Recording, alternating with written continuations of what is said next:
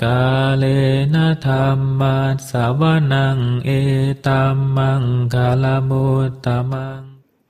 Kita masuk pada video part 4 dari pembacaan buku The Four Noble Truths Ajahn Sumedho.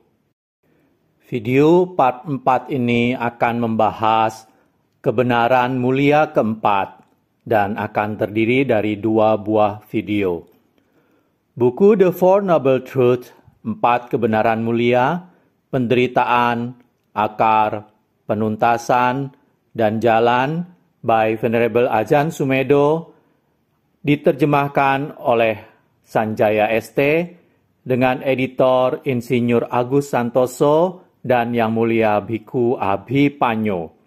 Diterbitkan oleh Insight Widyasena Production, Yogyakarta, cetakan kedua, Maret 2018. Baiklah, kita lanjutkan video bagian part 4A, yaitu kebenaran mulia keempat. Kebenaran mulia keempat. Apakah kebenaran mulia mengenai jalan menuju berakhirnya penderitaan?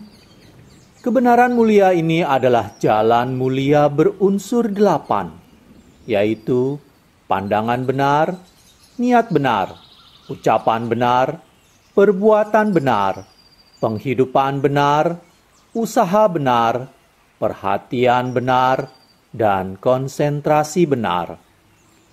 Inilah jalan mulia menuju berakhirnya penderitaan.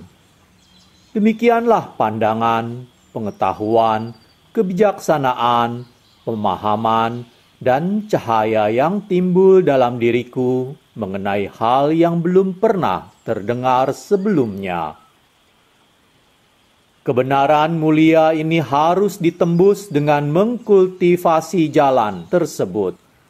Demikianlah pandangan, pengetahuan, kebijaksanaan, pemahaman, dan cahaya yang timbul dalam diriku mengenai hal yang belum pernah terdengar sebelumnya. Kebenaran mulia ini telah ditembus dengan mengkultivasi jalan. Demikianlah pandangan, pengetahuan, kebijaksanaan, pemahaman, dan cahaya yang timbul dalam diriku mengenai hal yang belum pernah terdengar sebelumnya. Samyutta Nikaya 56 Romawi, 11. Kebenaran mulia keempat, seperti 3 lainnya, memiliki 3 aspek. Aspek pertama adalah ada jalan berunsur 8 Atangika Magga, jalan keluar dari penderitaan.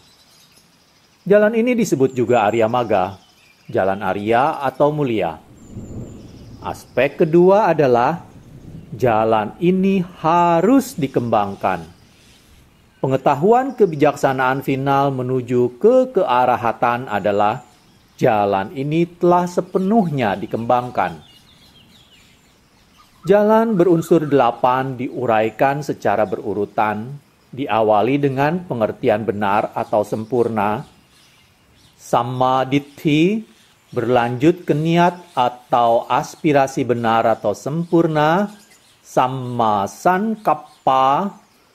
Kedua elemen jalan ini dikelompokkan dalam kebijaksanaan atau panya. Panya mengalir ke komitmen moral atau sila, yang mencakup ucapan benar, perbuatan benar, dan penghidupan benar.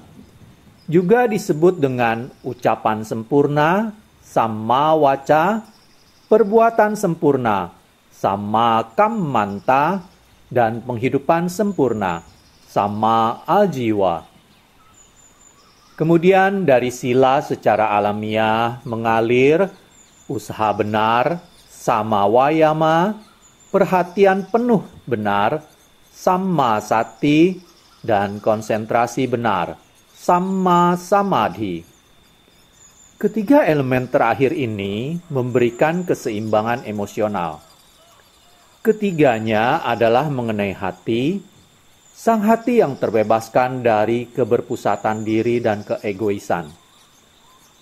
Dengan adanya usaha benar, perhatian penuh benar, dan konsentrasi benar, hati menjadi murni, bebas dari noda dan kotoran. Ketika hati murni, pikiran damai. Kebijaksanaan, panya, atau pengertian benar dan niat benar timbul dari hati yang murni.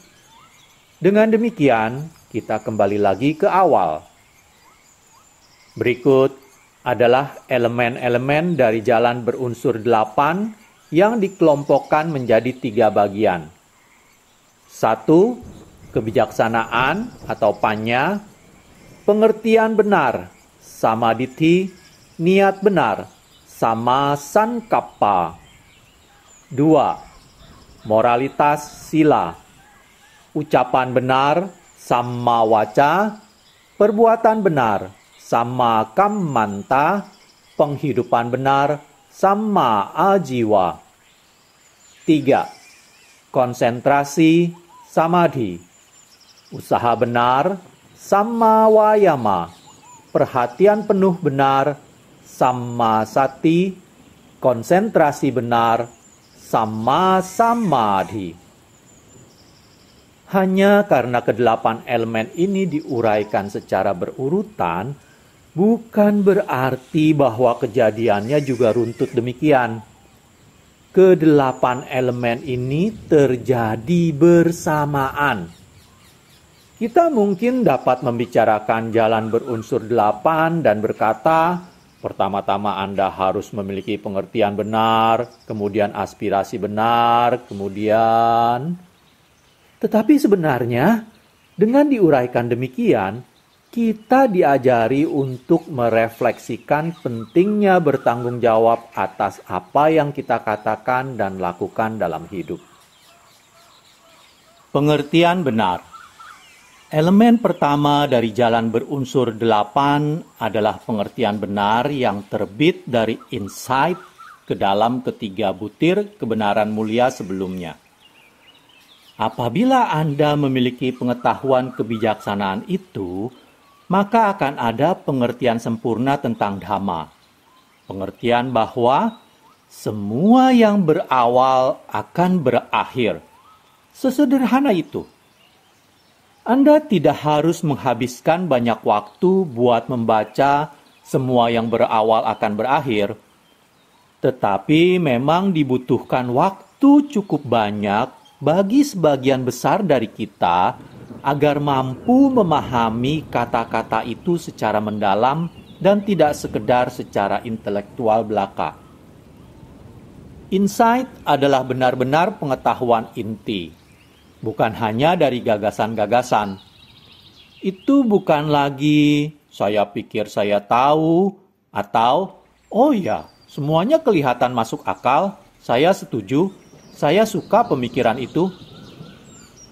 Pengetahuan macam itu masih cuma berasal dari otak. Sedangkan pengetahuan kebijaksanaan adalah sesuatu yang lebih mendalam. Pengetahuan ini benar-benar diketahui dan keraguan tidak lagi menjadi masalah. Pemahaman yang mendalam ini datang dari ke-9 insight sebelumnya. Jadi ada urutan yang sampai ke pengertian benar mengenai segala sesuatu sebagaimana adanya. Yaitu, semua yang berawal bahkan berakhir dan bukan diri. Dengan pengertian benar, Anda telah melepas semua ilusi mengenai diri yang berkaitan dengan kondisi-kondisi yang fana. Badan tetaplah ada, dan demikian juga perasaan dan pikiran, tetapi semuanya hanya sebagaimana adanya.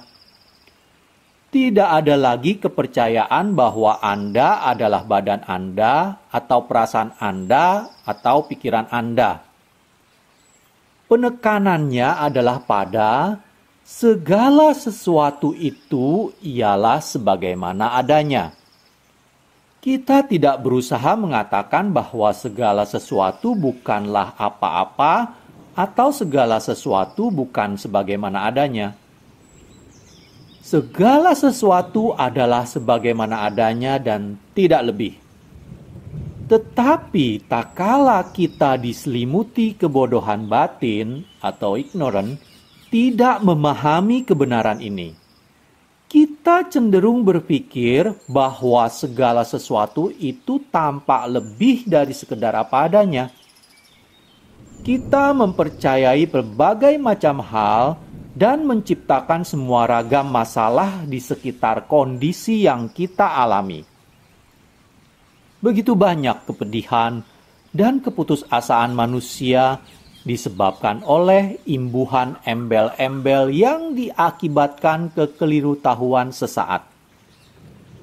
Sungguh sangat mengenaskan bahwa ternyata kesengsaraan, kesedihan, dan keputusasaan umat manusia itu disebabkan oleh hayalan. Keputusasaan ialah sia-sia tanpa arti. Manakala Anda mampu melihatnya, maka Anda mulai merasakan welas asih yang tiada batas terhadap semua makhluk. Bagaimana Anda bisa membenci atau menggerutui atau mengutuk orang yang terikat oleh kekelirutahuan? Semua orang dipengaruhi oleh pandangan salahnya untuk melakukan hal-hal yang mereka lakukan. Kala kita bermeditasi, kita mengalami kedamaian, sedikit ketenangan, di mana pikiran melambat. Ketika dengan pikiran tenang kita menatap sesuatu seperti misalnya bunga, kita melihatnya sebagaimana adanya. Ketika tidak ada penggenggaman atau grasping, tiada pamrih yang dicari atau disingkirkan. Maka apa yang kita lihat, dengar, atau alami melalui indria adalah indah. Benar-benar indah. Kita tak lagi mengkritiknya, membanding-bandingkannya, atau berusaha memilikinya. Kita mendapat keasikan serta kegembiraan dalam keindahan di sekeliling kita, karena tiada lagi yang perlu diperbuat darinya. Semuanya persis sebagaimana adanya. Kecantikan mengingatkan kita pada kemurnian, kebenaran, kenyataan, dan keindahan mutlak. Kita jangan melihatnya sebagai umpan buat mengecoh kita. Bunga ini ada di sini cuma buat menggayat saya sehingga saya akan dikecoh olehnya. Itu adalah sikap dari si penggerutu meditator bangkotan. Manakala kita memandang lawan jenis dengan hati yang murni, kita menghargai kecantikannya tanpa nafsu keinginan untuk menyentuh atau memiliki. Kita dapat gembira dalam kecantikan orang lain, baik pria ataupun wanita, ketika tidak ada pamrih pribadi atau nafsu. Ada kejujuran, segala sesuatu sebagaimana adanya. Inilah yang dimaksud dengan kebebasan atau dalam bahasa Pali, Wimutti. Kita terbebaskan dari ikatan yang membias dan mengkorup keindahan di sekeliling kita, seperti tubuh yang kita miliki. Namun, pikiran kita bisa menjadi begitu terkorupsi dan negatif dan tertekan dan terobsesi sehingga kita tak lagi melihat benda-benda sebagaimana adanya. Ketika kita tidak memiliki pengertian benar, kita secara salah melihat segala sesuatunya melalui bias cadar atau tapis yang kian tebal. Pengertian benar harus dikembangkan melalui refleksi dengan menggunakan ajaran Sang Buddha. Dhammacakkappavattana Sutta sebenarnya merupakan ajaran yang menarik untuk direnungkan dan digunakan sebagai acuan berefleksi. Kita juga dapat menggunakan sutta lain dari Tipitaka, misalnya yang membahas paticca samuppada atau kemunculan saling bergantungan. Ini adalah ajaran yang sangat hebat untuk direnungkan. Kalau Anda dapat mengkontemplasikan ajaran semacam ini, Anda dapat melihat dengan jelas perbedaan antara segala sesuatu sebagaimana adanya sesuai dengan Dhamma dan titik di mana kita cenderung mulai mengarang-arang, membias dari sesuatu yang sebagaimana adanya. Oleh karena itu, kita perlu memantapkan kewaspadaan penuh pada segala sesuatu sebagaimana adanya. Ketika ada pengetahuan mengenai 4 kebenaran mulia, maka ada Dhamma. Dengan pengertian benar, semuanya terlihat sebagai Dhamma. Contoh, kita sekarang duduk di sini, ini adalah Dhamma. Kita tidak memikirkan tubuh dan pikiran ini sebagai kepribadian dengan segala pandangannya dan pendapatnya dan semua pikiran terkondisinya dan reaksinya yang kita kumpulkan akibat kebodohan batin. Kita merefleksi keadaan saat ini sebagai inilah sebagaimana adanya. Ini adalah Dhamma. Kita menumbuhkan dalam pikiran pemahaman bahwa bentukan tubuh ini hanyalah Dhamma. Ini bukan diri, bukan pribadi. Kemudian kita juga melihat sensitifnya bentukan tubuh ini sebagai Dhamma daripada menganggapnya sebagai diri pribadi. Saya sensitif atau saya tidak sensitif, Anda tidak sensitif terhadap saya. Siapakah yang paling sensitif? Mengapa kita merasakan rasa sakit? Mengapa Tuhan menciptakan rasa sakit? Mengapa Dia tidak hanya menciptakan rasa senang saja? Mengapa ada begitu banyak kesengsaraan dan penderitaan dalam hidup? Ini tidak adil. Orang mati dan kita harus terpisah dengan orang yang kita cintai. Kesedihan ini sungguh mengerikan. Tiada Dhamma dalam racauan itu, bukan? Semuanya hanya keakuan. Betapa malangnya aku tidak suka ini, aku tidak suka itu begitu. Aku mau rasa aman, kebahagiaan, kesenangan, dan semua yang terbaik. Sungguh tidak adil bahwa orang tuaku bukan arahat ketika aku lahir. Sungguh tidak adil bahwa mereka tidak pernah memilih arahat sebagai Perdana Menteri Inggris. Bila semuanya adil, mereka akan memilih arahat sebagai Perdana Menteri. Saya mencoba menunjukkan bahwa perasaan ini tidak benar, itu tidak adil, tidak masuk akal untuk menunjukkan bahwa kita mengharapkan Tuhan untuk menciptakan semuanya demi kita dan membuat kita terus bahagia dan aman. Inilah yang biasanya dipikirkan orang walaupun mereka tidak berkata demikian. Tetapi ketika kita merefleksi, kita melihat inilah apa adanya. Sakit adalah demikian. Dan seperti inilah rasanya kesenangan. Kesadaran adalah seperti ini. Kita merasakan, kita bernafas, kita dapat menginginkan. Ketika kita merefleksi, kita merenungkan kemanusiaan kita sendiri sebagaimana adanya. Kita tidak lagi membawanya ke tingkat pribadi atau menyalahkan siapapun karena segalanya tidak persis yang kita suka atau mau. Semua sebagaimana adanya dan kita sebagaimana adanya. Anda mungkin bertanya, mengapa ya kita semua kok tidak bisa persis sama saja? Dengan kemarahan yang sama, keserakahan yang sama, dan ketidaktahuan yang sama, tanpa semua variasi dan kombinasi.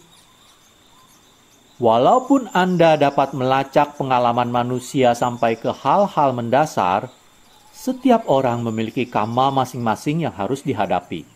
Obsesi dan kecenderungan kita yang selalu berbeda dalam kualitas dan kuantitas dengan orang lain. Mengapa kita semua tidak bisa sama persis?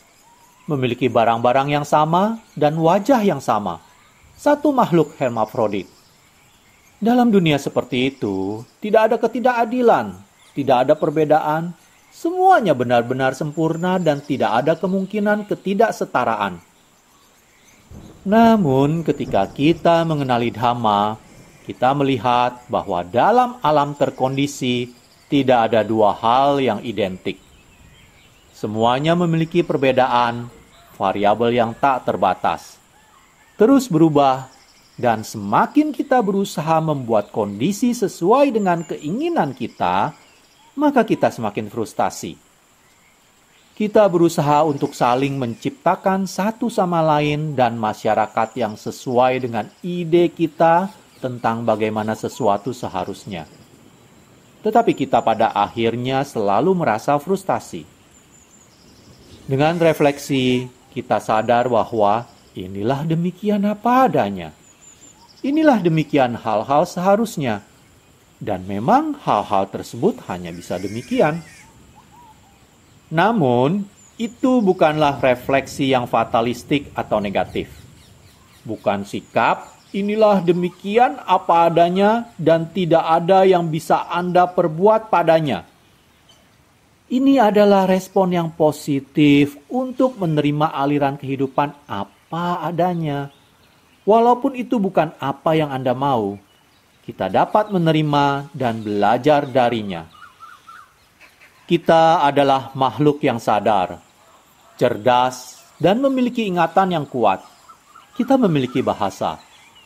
Selama ribuan tahun, kita telah mengembangkan rasio, logika, dan kecerdasan diskriminatif.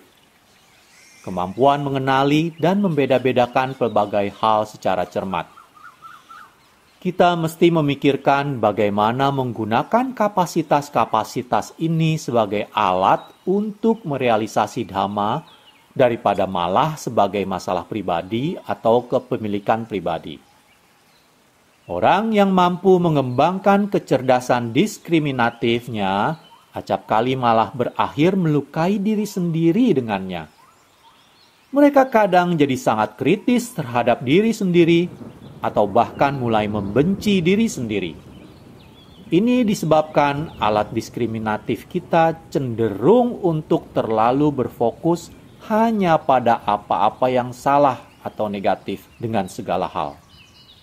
Karena awalnya ya memang inilah maksudnya diskriminatif.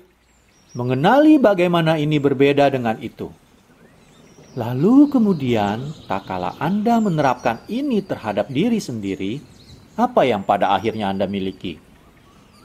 Hanya setumpuk daftar cacat dan kesalahan yang membuat Anda tampak benar-benar tiada harapan. Ketika kita mengembangkan pengertian benar, kita menggunakan kecerdasan untuk merefleksi dan mengkontemplasikan hal-hal.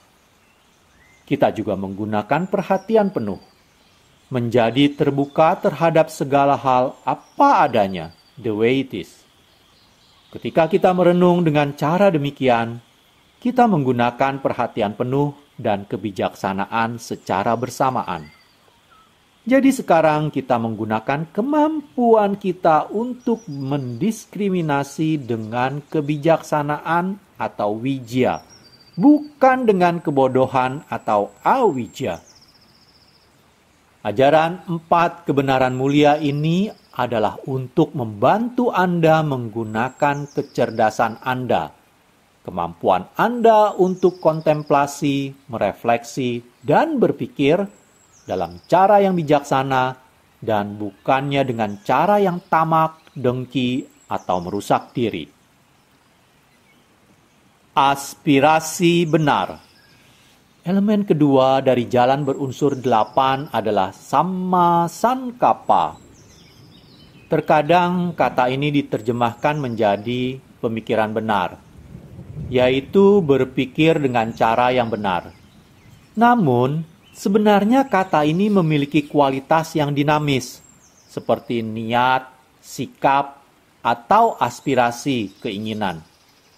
Saya lebih suka menggunakan aspirasi yang sangat bermakna dalam jalan ini, karena kita memang menginginkan. Penting untuk melihat bahwa aspirasi bukanlah nafsu keinginan. Kata Pali tanha berarti keinginan yang berasal dari kekelirutahuan atau kebodohan batin. Sedang sankappa adalah keinginan atau cita-cita yang terbit bukan dari kebodohan. Aspirasi mungkin terlihat sebagai sejenis nafsu keinginan atau desire bagi kita, karena dalam bahasa Inggris kita menggunakan kata desire untuk hal tersebut, baik mencita-citakan atau aspiring, atau maui atau wanting. Anda mungkin berpikir bahwa keinginan adalah sejenis tanha. Ingin menjadi tercerahkan bahwa tanha. Tetapi sama sankapa datang dari pengertian benar yang melihat jelas. Bukan menghasrati menjadi apapun, bukan nafsu keinginan untuk menjadi orang yang tercerahkan. Dengan pengertian benar, seluruh ilusi dan cara berpikir tersebut tak lagi masuk di akal. Aspirasi adalah perasaan, niat, sikap atau pergerakan dalam diri kita. Semangat kita naik, bukan tenggelam. Ini bukanlah keputusasaan. Ketika ada pengertian benar, kita menginginkan kebenaran, keindahan, dan kebaikan. Samaditthi dan sama sankapa, pengertian benar dan niat benar. Disebut panya atau kebijaksanaan, dan keduanya membentuk satu dari 3 bagian dalam jalan berunsur 8. Kita dapat merenung, mengapa kita tetap saja merasa tidak puas bahkan ketika kita memiliki segala hal yang terbaik. Kita tidak sepenuhnya bahagia walaupun kita memiliki rumah yang indah, mobil, perkawinan yang sempurna, anak-anak yang cerdas dan manis, dan lain-lainnya. Dan tentu saja kita jelas tak puas kalau kita tidak memiliki semua itu. Kalau kita tidak memilikinya, kita dapat berpikir, ya bila saya punya yang terbaik, maka saya akan puas. Tetapi kita tidak akan puas. Bumi bukanlah tempat untuk kepuasan kita. Bumi memang semestinya bukan tempat seperti itu. Ketika kita menyadarinya, kita tidak lagi mengharapkan kepuasan dari planet bumi. Kita tidak membuat tuntutan itu. Sampai kita menyadari bahwa planet ini tak akan bisa memuaskan semua hasrat kita, kita akan terus bertanya, Ibu Bumi, mengapa engkau tak dapat membuat aku puas? Kita seperti anak kecil yang menyusu pada ibu, terus berusaha menyedot sebanyak mungkin darinya dan menginginkannya terus mengasuh dan memberi makan dan membuat kita puas. Kalau kita puas, maka mestinya kita tidak akan heran dengan segala sesuatu. Namun, tetap kita toh mengenali bahwa ada sesuatu yang lebih daripada tanah di bawah kita. Ada sesuatu di atas kita yang tidak begitu kita mengerti.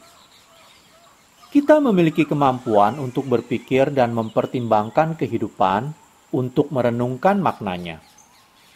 Bila Anda ingin mengetahui makna hidup Anda tidak dapat puas dengan kesejahteraan material, kenyamanan, dan keamanan saja. Jadi kita ingin mengetahui kebenaran.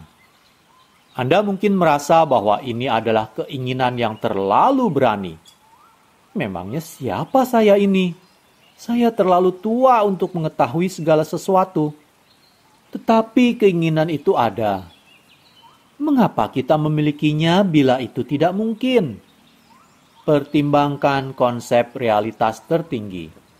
Kebenaran tertinggi atau mutlak adalah suatu pemikiran yang sangat halus.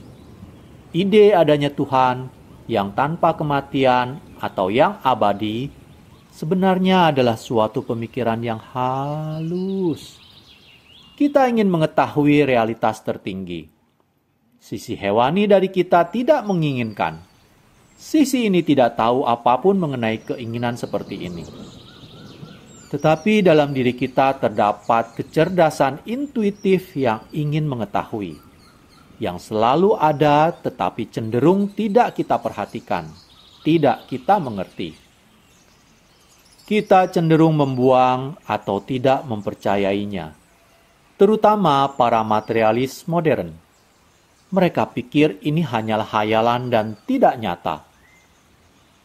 Sedangkan saya sangat gembira ketika sadar bahwa planet ini bukanlah rumah saya yang sebenarnya. Saya sudah menduganya. Saya ingat ketika masih kecil berpikir, tempatku bukan di sini. Saya tidak pernah merasa planet bumi adalah tempat saya, bahkan sebelum saya menjadi biku. Saya tidak pernah merasa cocok berada dalam masyarakat.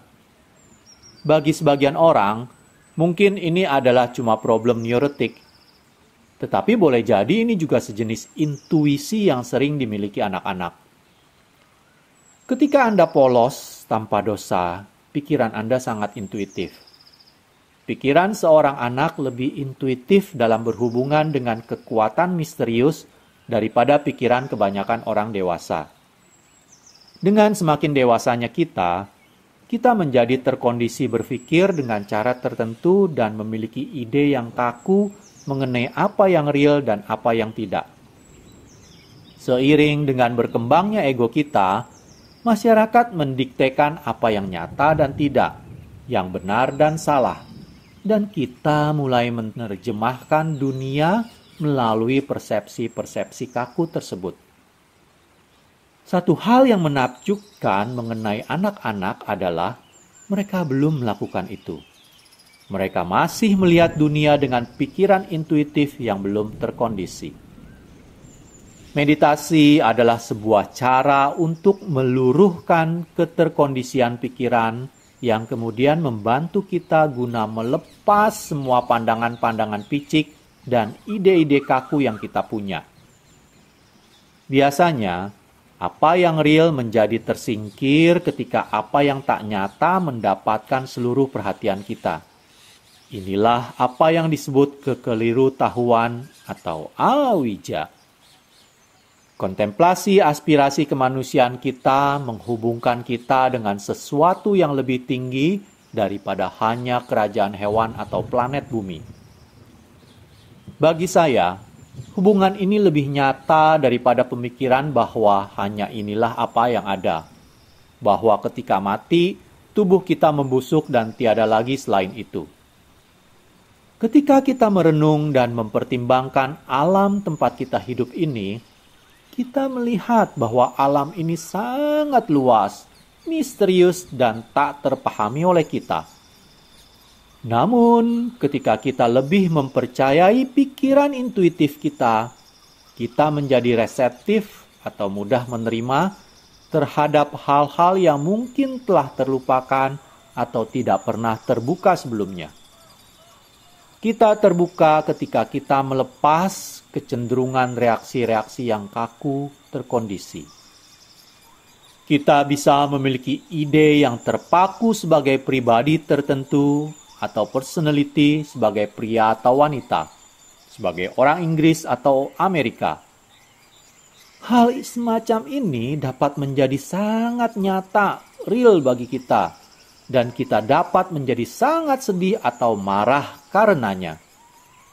Kita bahkan dapat membunuh satu sama lain dikarenakan pandangan terkondisi yang kita pegang, percayai, dan tak pernah kita pertanyakan. Tanpa aspirasi benar dan pengertian benar, tanpa panya, kita tiada pernah bisa melihat sifat yang sejatinya dari pandangan-pandangan ini. Perkataan benar, tindakan benar, penghidupan benar. Sila, aspek moral dari jalan berunsur 8, terdiri dari perkataan benar, tindakan benar, dan penghidupan benar. Yang berarti bertanggung jawab atas perkataan kita dan berhati-hati terhadap apa yang kita lakukan dengan tubuh. Ketika saya penuh perhatian dan waspada, saya bicara sesuai dengan waktu dan tempat. Dan demikian pula, saya bertindak atau bekerja sesuai dengan waktu dan tempat. Kita mulai sadar bahwa kita harus berhati-hati dengan apa yang kita katakan dan lakukan. Kalau tidak, kita hanya akan terus-menerus menyakiti diri sendiri. Apabila Anda melakukan atau mengatakan hal-hal yang tak baik atau keji, maka segera bakal berakibat. Dulu Anda mungkin dapat melarikan diri dengan membohongi diri, mengalihkan perhatian pada hal lain sehingga Anda tidak harus memikirkannya. Anda bisa saja untuk sementara lupa pada segala sesuatu sampai hal-hal itu datang kembali. Tetapi jika kita berlatih sila, maka segala sesuatu tampaknya kembali dengan segera.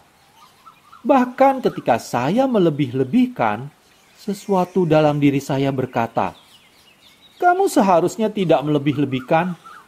Kamu harusnya lebih berhati-hati." Saya dulunya memiliki kebiasaan melebih-lebihkan. Ini merupakan bagian dari budaya barat kita dan nampaknya normal saja. Tetapi ketika Anda waspada atau aware, sedikit kebohongan atau gosip segera berakibat karena Anda sepenuhnya terbuka, rapuh, dan sensitif. Jadi Anda berhati-hati terhadap apa yang Anda lakukan. Anda sadar bahwa penting untuk bertanggung jawab terhadap apa yang Anda lakukan dan katakan.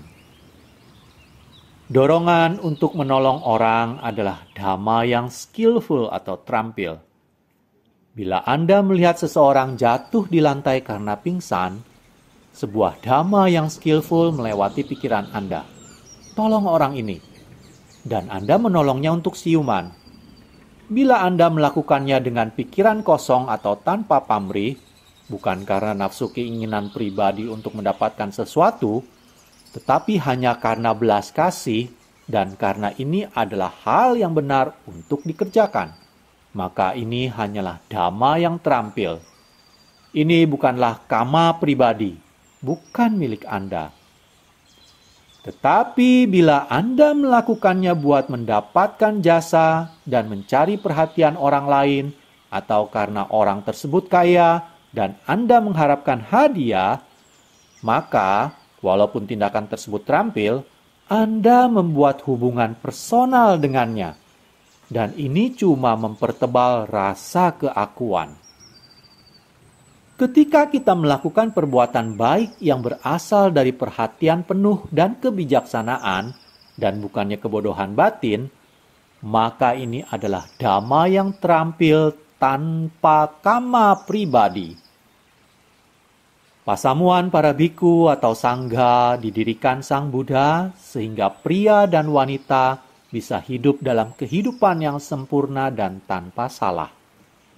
Sebagai biku, Anda hidup dalam keseluruhan sistem aturan latihan yang disebut disiplin Patimokkha. Ketika Anda hidup dalam disiplin ini, walaupun tindakan atau ucapan Anda agak gegabah, paling tidak bekas kesan yang ditinggalkan tidaklah mendalam. Anda tak boleh memiliki uang sehingga Anda tak dapat pergi kemana-mana sampai diundang. Anda hidup selibat. Karena Anda hidup dari dana makanan, maka Anda pun tidak membunuh binatang. Anda bahkan tidak memetik daun atau bunga atau tindakan apapun yang mengganggu aliran alam dengan cara apapun. Anda sepenuhnya tidak berbahaya. Bahkan di Thailand, kami diharuskan untuk membawa saringan air buat menyaring makhluk hidup yang ada dalam air seperti larva nyamuk. Membunuh dengan sengaja sepenuhnya dilarang. Saya telah hidup di bawah aturan ini selama 25 tahun, sehingga saya tak melakukan tindakan kama yang kuat. Di bawah disiplin ini, seseorang hidup dalam cara yang benar-benar tak berbahaya dan bertanggung jawab. Mungkin bagian yang paling sulit adalah ucapan. Kebiasaan ucapan adalah yang paling sulit dihancurkan dan dilepaskan. Tetapi kebiasaan ini bisa diperbaiki. Melalui refleksi dan kontemplasi, seseorang mulai melihat ketidaknyamanannya berbicara apapun yang konyol, atau sekedar ngobrol ataupun bercakap-cakap tanpa alasan yang jelas. Bagi umat awam, penghidupan benar adalah sesuatu yang dikembangkan ketika Anda mengetahui maksud dari apa yang Anda lakukan. Anda dapat mencoba untuk menghindari dengan sengaja menyakiti makhluk lain atau mencari penghidupan dalam cara yang merusak dan tidak baik. Anda juga bisa menghindari penghidupan yang menyebabkan orang lain menjadi kecanduan pada obat atau minuman atau hal lain yang dapat membahayakan keseimbangan ekologis planet ini. Jadi ketiga ini, tindakan benar, ucapan benar, dan penghidupan benar berlanjut dari pengertian benar atau pemahaman sempurna. Kita mulai merasa bahwa kita ingin hidup dalam cara yang merupakan berkah bagi planet ini. Atau paling tidak mengganggunya. Pengertian benar dan keinginan benar memiliki pengaruh yang pasti pada apa yang kita lakukan dan katakan. Jadi panya atau kebijaksanaan menuju pada sila, ucapan benar, tindakan benar, dan penghidupan benar. Sila berhubungan dengan ucapan dan tindakan kita. Dalam sila dimasukkan pula dorongan seksual atau penggunaan tubuh yang semena-mena. Kita tidak memakainya untuk mencuri atau membunuh. Dengan cara ini, panya dan sila bekerja sama dalam harmoni sempurna. Baiklah, kita akhiri dulu sampai di sini. Kita akan melanjutkan pokok bahasan usaha benar, perhatian penuh benar, konsentrasi benar pada video part 4B. Kalena dhamma savanang etammang kalamutamang